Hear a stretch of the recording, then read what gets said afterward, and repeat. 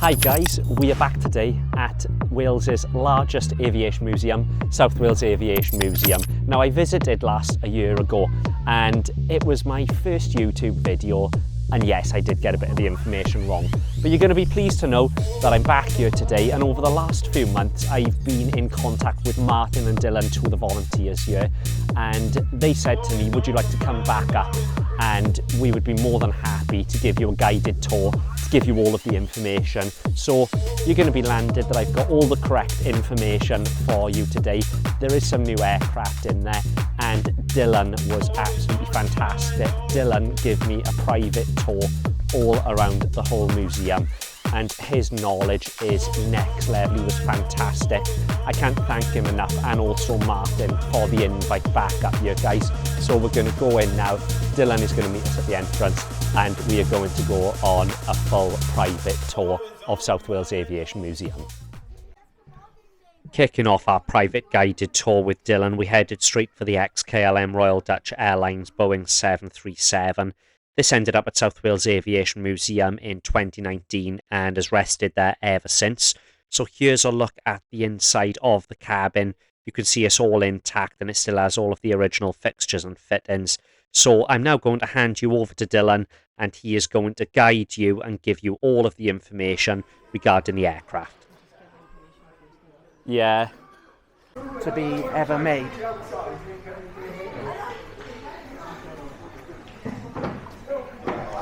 So on your last visit, this was in restoration.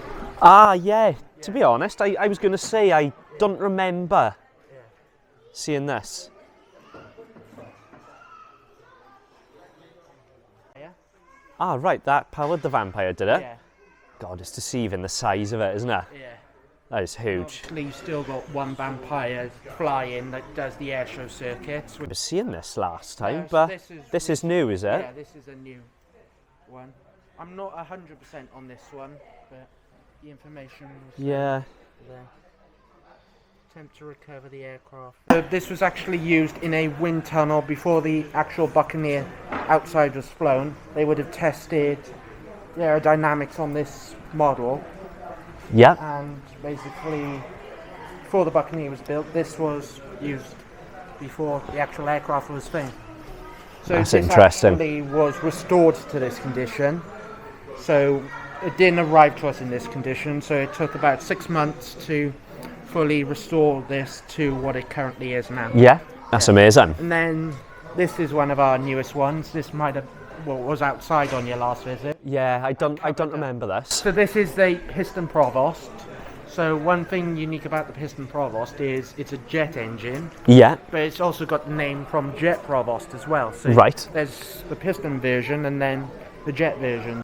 This was training aircraft then? It was a trainer, yeah. It's lovely. Yeah. One of the ones hopefully we want to get running in the future. Oh, you're looking to get it working again, are you? Yeah. You know when it's working, would anyone fly that then? Would it be allowed to fly, or would No, it just it be wouldn't. for show, so to Because speak? the fly permit has expired now, so Right. obviously we don't have the facilities to make it fly Yeah. worthy. Obviously, being a Jaguar GR1, main focus of the Jaguar obviously being a bomber variation this Jaguar is, and then also the ground capability where it can put a laser down and then call in another aircraft to drop bombs on it. Yes, if you want to go up. Oh, awesome. Let's have a look.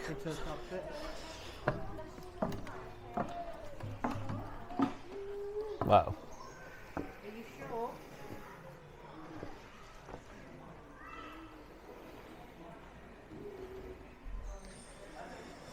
An individual sheet of its information. Little Snoopy for that. Yeah, so I'll tell you the story on Snoopy. So the test pilot who used to fly this aircraft had a little daughter. Yeah. So his little daughter gave him Snoopy. So when he used to go on deployments with the aircraft for testing, he would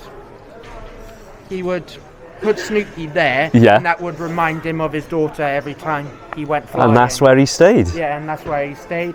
Obviously, He's in immaculate condition, isn't he? He is, he's looking clean. yeah, as you can see, the gun cannons would be in by here. Yeah. And then obviously the proof for aerial refueling, that's what it looks like extended. Oh yeah, the refueler there, Yeah. God. One thing unique about this aircraft is this was a test bed. So anything that used to go onto the Tornado would be tested on this aircraft. Yeah. So any new components, any new engines, electronics would have been Everything was tested on this. and then moved on to like the GR4 that is over there. Oh wow. And down by here, Yeah. that is the basket that would come out in the air and be able to refuel the jets mid-air. I think there is a photo of this actual basket actually refueling. Oh yeah. Yeah. So refueling. It still baffles me to Yeah. this day how that's possible mid-air. Yeah. I was watching the RAF program on Inside the Channel RAF, 4 and it's yeah. crazy to see the things that they do. Yeah. So a camera pod, which would basically bolt on to the underneath of the pylon by here, Yeah. and can basically take a photo at 35,000 feet, about 15 miles away. It could take a photo just like that of London Gatwick. Wow. And this, you would not believe it, is worth £6 million on its £6 own. million. Wow. Yep. So a Yeah. very- Some money on this kit. Yeah, and then obviously you've got the pylon, and then obviously unique to the Tornado is the sweeping wing. Yeah. Unique as well with the F-14 Tomcat. So obviously sweep wing design, so obviously capable of supersonic. Yeah. Two very powerful and very thirsty engines. Can basically, I believe, can burn 12,000 pounds of fuel an hour. I Wow. believe. Yep. That's a lot. That is a Very lot. lot. Yep. Incredible though. Yeah. And then obviously the tow bar underneath then is how we move it. The size of that fin is very deceiving, you know, when you're up close to Yeah. it. It's huge. And you've got I think the engines are in this one. They're in there though. Yeah. Oh God, yeah. They're in there. Some of them in museums, they get obviously taken out and they... Obviously private flying aircraft. Yeah. Golf Bravo Victor Papa Mike. The cockpit is in there, I think. Yeah, it's pretty complete in there. Yeah. And then the other side is partially open. So Looks quite comfortable in there, to be fair. Does look really nice. yeah, so it's not much known on this aircraft, unfortunately. No, you can tell it's got a fair age to it Yeah. though. There we are, so we've got the engine there, Yeah. right in front, that is out of this Yeah, aircraft. out to this one. It's insane, isn't it? The depth on it. Yeah, very big. So I believe this is the back end of the engine. Yeah, so this is the back end. Yeah. So this would be it in the side, and then you've got the afterburner at the very end then. Wow. Yeah. The size of it. Just get a shot of the front of it.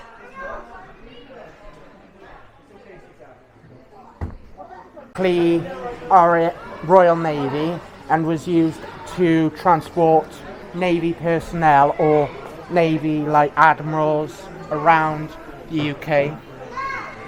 Obviously the two engines, Yeah. but the one thing about this is that you actually have to crank them to actually start them. Ah, right. Yeah, Oh, so you can't interesting. electrically start them. Yeah, You've they- got to actually pull down on them to... God, you don't see that. You don't see that no more, do you? No, it's very... And then you can go round to the door and look in then. Yeah. The door. Oh, just Yeah. oh. Just give you a little look inside.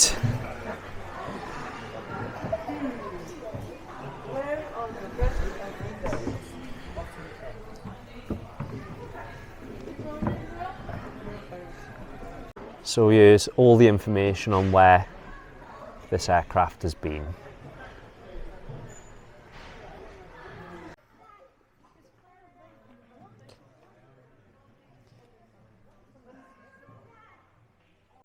final flight was the 25th of September 2013. Obviously, the VC-10 being air-to-air refuel capability, as you saw in the photo over there, was a VC-10. Also used in 2 roles as a troop transporter between Grise Norton and Afghanistan, Iraq and all that, before being replaced by the TriStar. And then basically the VC-10s just became a mid-flight refueler. But the VC-10s always used to get maintained across the road. All right, so big, massive grey hangars across the road. Yeah. That's where the VC-10s would come into St Athan and do their maintenance. Yeah. Oh, do you know what? I've been looking at gliding recently, certain videos, and I'm like, I'd love to give it a go. It's not something that ever really interested me, but the more I see... Yeah. So obviously, being a glider, you've got to have like a Cessna or something tow you up. Yeah. Tow you up, and then basically when you get to about 5,000, 6,000, the Cessna will fly off, and then the glider disattaches itself from the rope that it went up to, and then you glide. Glide for a bit then, yeah. So yeah, it's awesome though, the views they get are incredible. Oh. Yeah, so feel free, you can sit in the seat. Yeah. Yeah, so mainly what the seat prints was used for was for training navigators. So as you can see, there's 3 seats. Yeah. So during the training, as part of their final assessment, the pilot would basically rely on the trainee navigators to plot a route back to their home base. Right. So it'd be up to the trainee navigators to basically find their way home as part of their final test. Big responsibility. Before they actually go into frontline missions. Brilliant.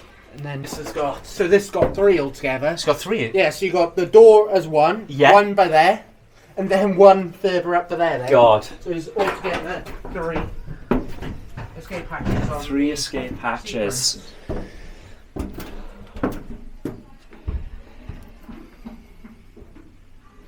Obviously being in at night when they're flying, and they're flying over cities, sometimes the navigators would look out through there and look down to the ground, and they could probably tell where they are from the way the lights are shining from the ground. Yeah. So when you're high up, you can see all the lights in the dark. Yeah. So they would look through that and then look down and see, oh, we're over Germany from the way the houses and everything is built in the country. That's amazing. With the aircraft as well, you're able to come in and, just like myself, you're able to sit down and enjoy and get a feel of what it would have really been like working on this aircraft. Official carrier in the Royal Navy. Obviously the carriers, there's 2 of them now, HMS Queen Elizabeth and HMS Prince of Wales. So they mainly go out and fly the F-35B variation. Yeah. So basically the F-35s are covered by 614 Squadron, which is the famous Dam Busters again. Yeah. But they've been reformed as a F-35 Squadron. And then obviously the American Marine Corps then sometimes come over from like Lakenheath or somewhere like that, and they would help the Royal Navy with supplying jets. So if you see the carriers, not all the jets on it are British, but and again in the Raspberry Ripple livery. Very nice. Yeah. Then around this side you can actually look into it. So you got the inside of the Canberra. I don't remember seeing this last time or looking in it. I don't think I even got a video of it last time. Yeah, so very, very long, the Canberra. As it's lovely. You'll see when we pop out a bit later on, you'll see a proper fully built. Houses the radome. So basically you'd have the Faraday gannets flying along, and basically you'll send waves from the radome down into the water. Obviously any submarine under the water, the waves would bounce back up, and then basically the gannet will then pinpoint that submarine's location, radio it through to a aircraft that would be carrying a torpedo, and then basically would drop a torpedo on that submarine. Wow. And King Charles actually used to fly this type of aircraft. He used to actually fly one of these? Yeah, used to fly the Fairdy Gannet. Obviously, the Fairdy Gannet being also sea-based as well with the folding wings. So obviously, so they could get it to fit on the aircraft carriers. That's amazing. The folding wings is unreal. Yeah. Obviously, counter-rotation props. Yeah. Just to stabilise the flight. Just get a little look at them props.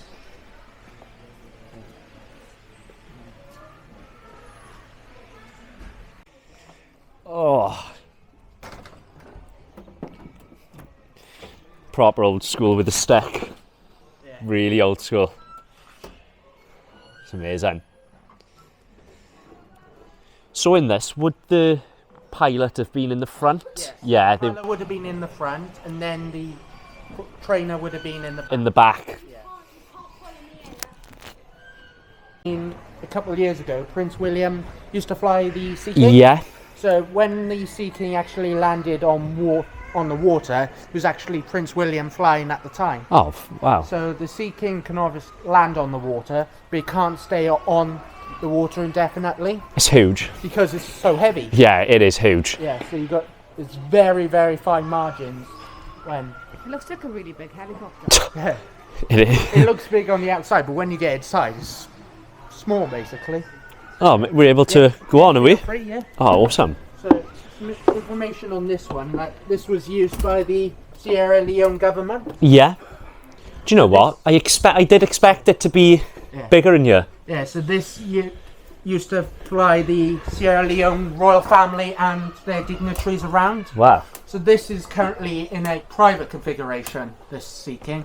But there were different variations of the Sea King, so altogether there was 3. So you got the private transport one, then you got the search and rescue one, and then obviously you got the one that carries all the troops then. So the one that carries the troops, they were able to carry up to 60 Royal Marine Commandos at a time. Wow. Yeah. Yeah.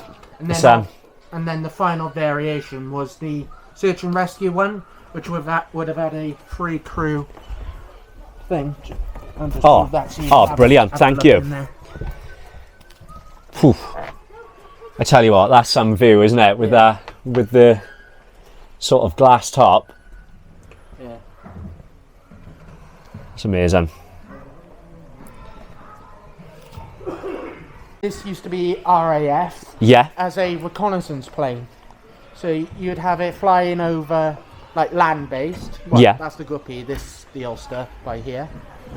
That would basically fly over and do surveillance. Unfortunately, this Ulster has crashed, but at the moment we are reassembling it. So we've actually almost redone the tail on it. Yeah. Because the whole tail was completely torn off. So we are I think it's fully halfway rebuilt it, literally from scratch. Wow. And obviously the wings. It's getting there, isn't it? Yeah. Definitely getting there. Getting there slowly. And then we'll go into this big beast then. This big beast. Not sure you might have mentioned this one in your last one of this crashed MiG. No, I don't think I did. Yeah. Yeah, so this is of a crashed MiG at the Royal International Air Tattoo. I think it was. This was at Riyadh, was it? Yeah, it was at Riyadh. So as you can see from the videos of the photos on the wall, it was a 2 MiG-29s. So during the display, one of them went to go over the other MiG, but unfortunately, when they were so close together, one of the MiGs actually crashed into the other one's tail section. As you can see in the second one across, that the aircraft actually caught fire. Luckily, the pilot ejected safely and landed. But obviously, that's where the ejection seat comes into saving lives. So then the other MiG was able to land safely. And then basically, the pilot who ejected was there waiting on the runway for the guy to land. He had a cigarette in his mouth. So once the other MiG had gone up and parked, the other pilot came across, basically said, "Are you all right?" Then the other pilot basically punched him in his jawline and broke his jaw. Wow. Yeah. It's in some state. Yeah. It's in hell of a state. Actually was the aircraft that actually crashed. So this is the remains after it actually had crashed. So God. this was actually used as in the actual investigation part. Yeah. Old radar there. Yeah. And then the heads-up display from an F4 Phantom, which when we get to Black Mike, you'll actually see it in the actual aircraft. Yeah. Brilliant. Oh, well, I do remember this one. yes. Yeah, the beds. Yeah. The one thing that the size of the beds was the one thing that stood out to me last time. But Yeah. yeah. So this is obviously the Guppy. So do you know the Belugas and the XLs you see flying? yeah, So before the Belugas and the XLs, this would have been this was the transporter. wow. So you'd obviously be flying the Airbus A320, 19s, 18s to Toulouse, Chester, St. Nazare, basically go around all of Europe to pick up the aircraft parts to flying back to France to be assembled into the passenger airliners you see today. Yeah, it's huge. Yeah, obviously being the 4 engines, 4 piston engines. So you have the pilot, co-pilot, navigator, and then on the longer flights, then you'd have another set of crew, so 2 seats and then the 2 bunks. 2 beds. So then they could just rotate out on the thing there. Obviously then you've got the big bulge on top then, which gives the Guppy its unique look. yeah. Wow. Yeah. I love the air tattoo. It's massive down here. It's huge. The yoke's still working. Feel free to move the column as well. Yeah, you can move Yeah, you can move everything, yeah. God. It's great for the kids, isn't it? They can, well, I'm probably the biggest kid around, so I'm having a whale of a time. That's one of our core aspects is we prefer to have people with a hands-on experience. Yeah. Because there's no point just putting an aircraft behind a barrier. No, people want to come and sit down in them, don't they? And that's what's good. That's something I'd like to give a go as well, is the gliding, hand gliding. Obviously, the tricultural light. Very, very weirdly one about thing. So we actually call that Little Nelly. Yeah. As a James Bond reference. Ah, right. Yeah. So it's kind of like a James Bond sort of reference. Yeah. That is. It's actually pretty cool though. Yeah.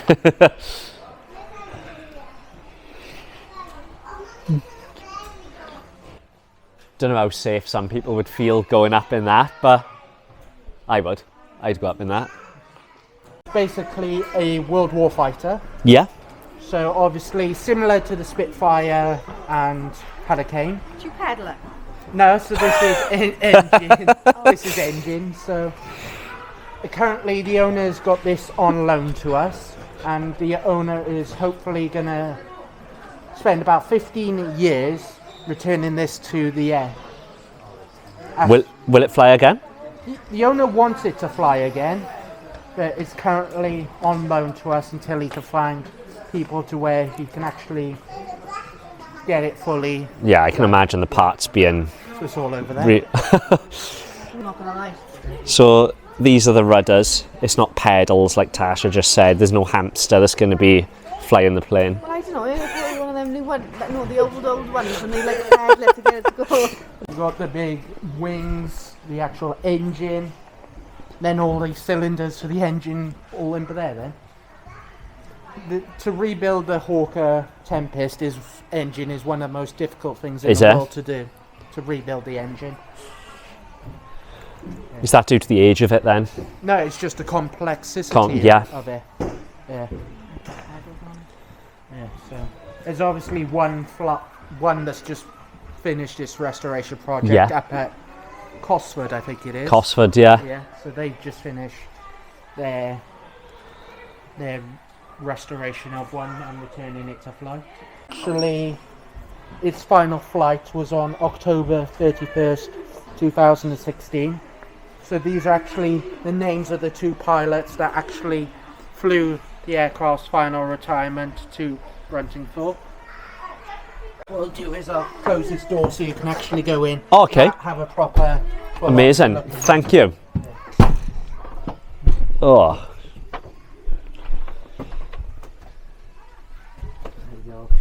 Oh, that's perfect. Thank you, mate.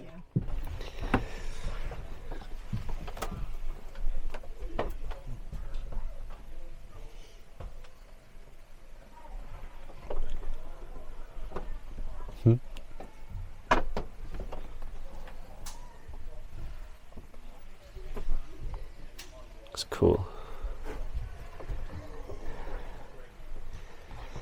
There we are. So the one thing unique about the 400 variation is there's no flight engineers panel in there. No. So during this period of when the 747-400 came out, the flight engineer panel was replaced by a computer. Yeah. So basically went from a 3-crew aircraft to a 2. But obviously on the long haul flights you'd have 2 sets of crew, so at regular they just rotate it then, wouldn't they? Out, yeah. Most of them are with Lufthansa now, or in cargo. Yeah, you see a lot of them in cargo, don't you? Yeah, so the main cargo ones you'd find is in Anchorage, up in Alaska. So if you like your 747s, go up to Anchorage in Alaska. Oh. Yeah, so you might recognise this. Yeah. Do you know what? The thing I love about this is the lights. They just completely set it off.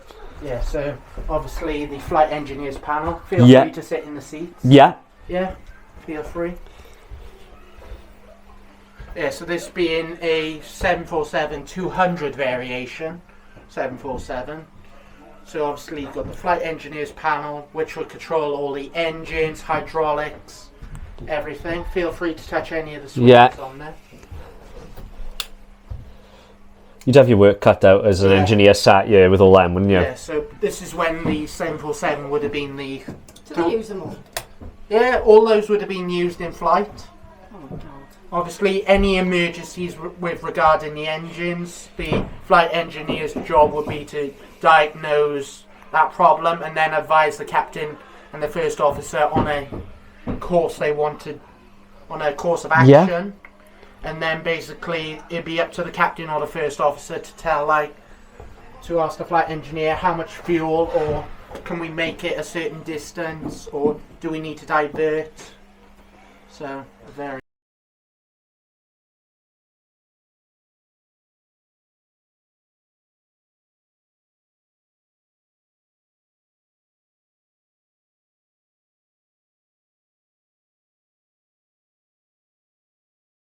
BOAC actually merged with British Airways. Yeah. So what BOAC stands for was British Overseas Air Corporation. There used to be another aircraft in BOAC livery that was across the road, the Golf Bravo Yankee Golf Charlie, which we used to call BOAC, obviously being BOAC. Fortunately they scrapped her, which is a very dreadful shame to the aviation industry. So you've got steps where you can actually look into there, and then another step stool. Brilliant. There.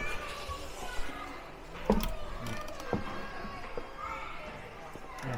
And obviously with the good old oxygen mask. Yeah. Very vintage, this one. When you're actually able to smoke on planes, round this area. I still find it bizarre that you were able to smoke on planes. Can't quite get my head around it, but... Yeah. And then these are the types that the pilots would wear then, the caps and all that. Into the red arrows.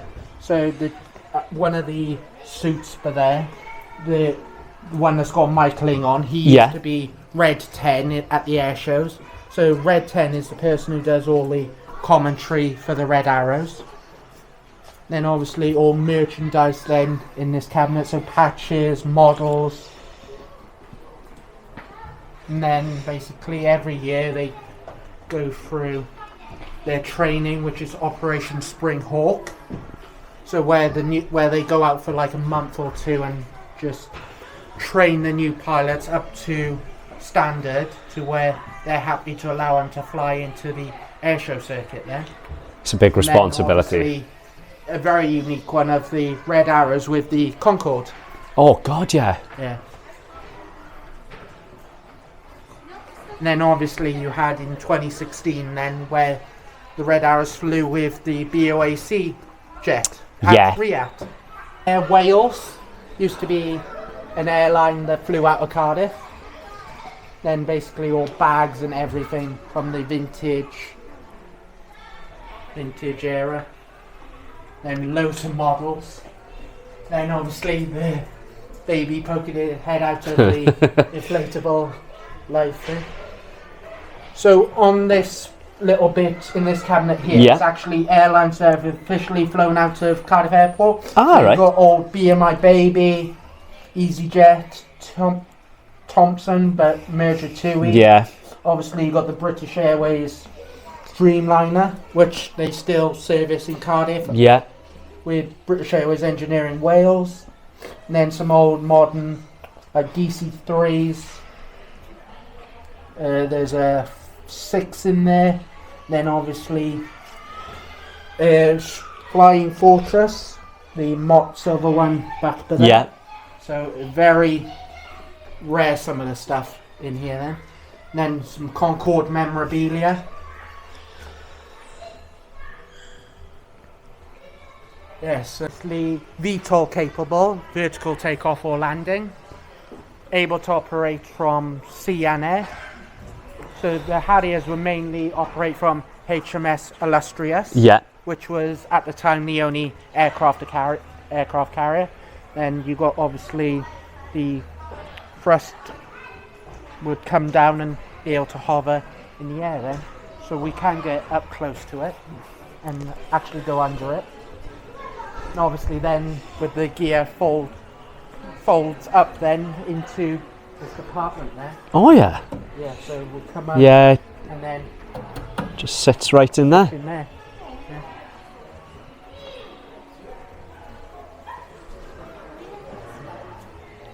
The bulges round here where the nozzles would be on the engine. Right. So you got the front nozzles is this bit by here. Yeah. And then this is the back nozzles then under for there then. And this is the Pegasus engine. So if anything was to go wrong with the Pegasus engine, this is quite hard to get to. So obviously with the engine being in the centre of the aircraft, you have to take the wings off and basically take the wings off and everything just to get to the engine. So it's very... That's a pain. That is a pain. Yeah. So there we are. Move the stick because the aircraft's in deep maintenance. All right. This beep. I was like moving it around then. The Hawker Hunter. Yep. So one thing unique about this aircraft was that, do you remember the Shoreham air show accident? Yeah. So basically the pilot who flew that aircraft was actually brought here to reenact what he did in the air show on this very aircraft. On this? Yeah. It has got the smell of Jet A1 in it. Oh. So you'll recognise the distinct smell it just as we open it. Oh, it's this panel. It's not the one next to it, is it? No, it's not that one. It's this one, I think. Yeah. So. Right, come on. Right, we'll try this one now. So many panels. The Jet A1 right now. Come on. Out you come. Right. I hope this is the right panel.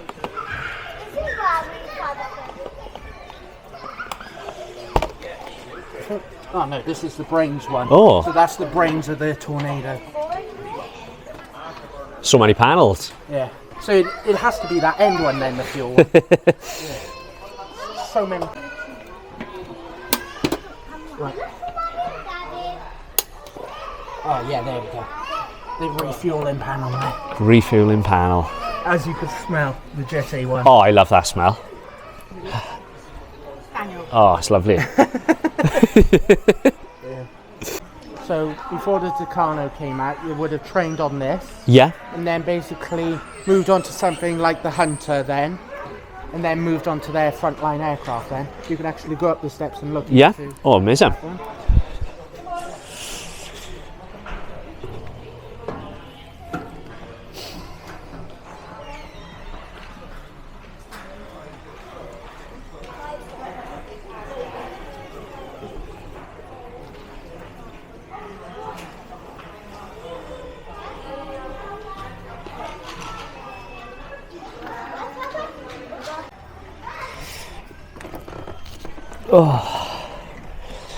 And we're in.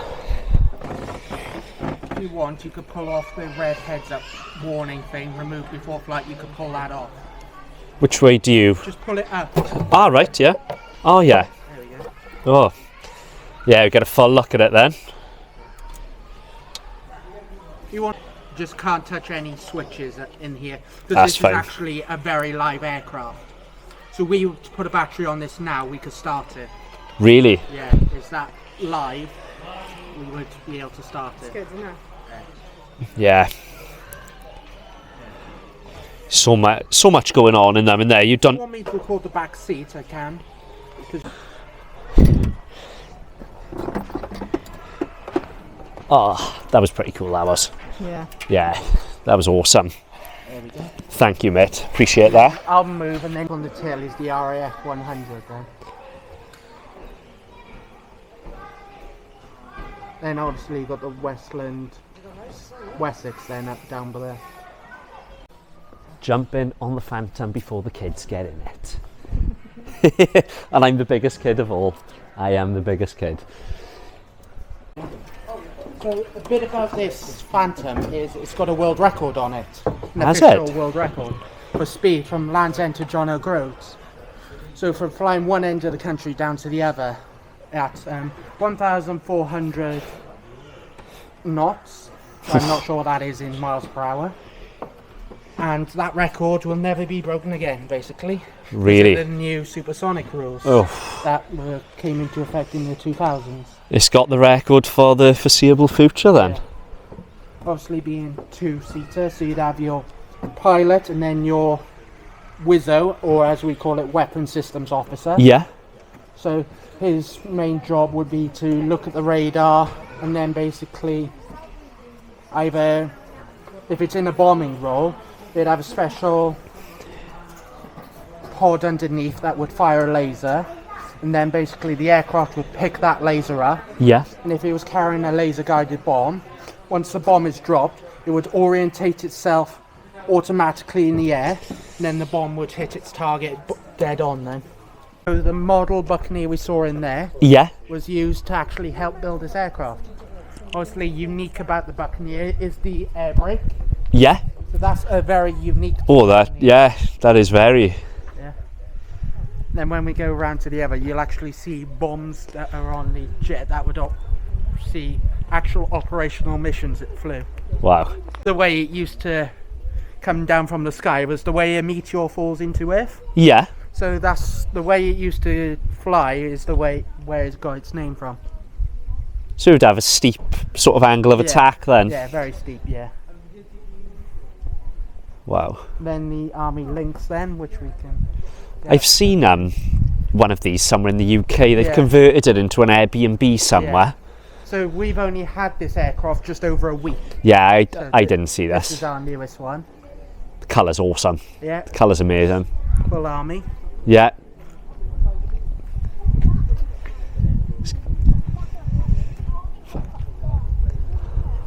Signifies actual real operational missions this aircraft fully flew in. We call this camo Desert Pink. So obviously blends in Yeah, with of course. the desert. The main role of the Buccaneer was as a bomb assist. It's basically, as I said, with the Jaguar and the Phantoms, it would do the laser and then call in like a tornado or Yeah. a Phantom to come in and drop the bomb. So what they would be just put there where the red sort of panel is. And then obviously the folding wing. Folding wings. Again. Oh, something about the folding wings.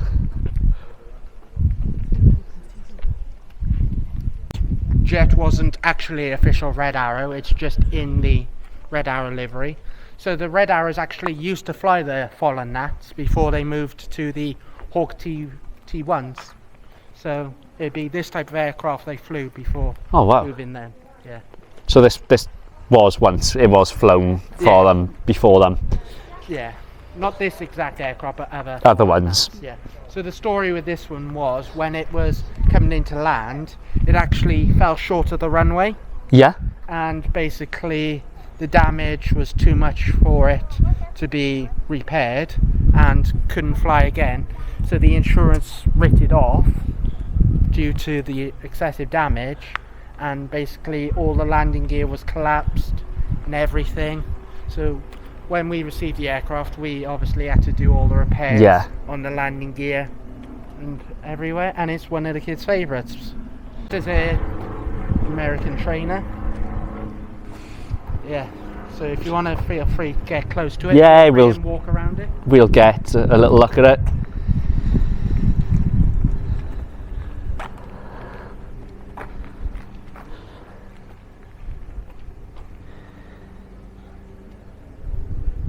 Similar to the Lancaster, so made by the same company, Avro Shackleton. So this is the Mark III variation Shackleton. One thing unique about the Shackleton is the Goblin engine we've seen inside, they would actually have those engines in this type of aircraft to actually help it get into the air. Obviously you got your 4 engines, Griffin and Merlin, so the same type you get on the Spitfire and your Hurricane. Main mission of the Shackleton was a bomber and submarine hunter, mainly the big bomb bay, which we can walk through in a minute. Yeah. Obviously being about an 8 to 9 crew, so obviously navigators in the front, then the pilots, and then all the others in the crew then.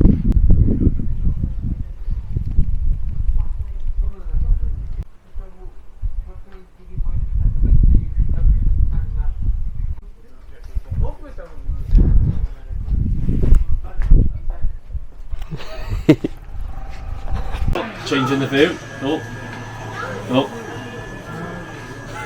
There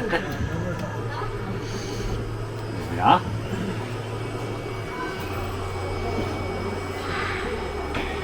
Woo. Oh, look at that.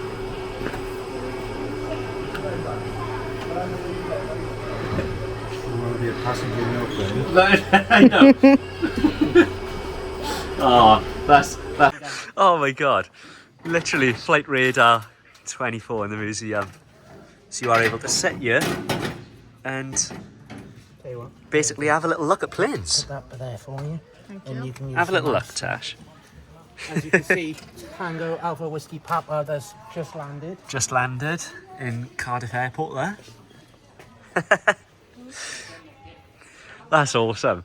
Yeah, this wasn't your last time. Are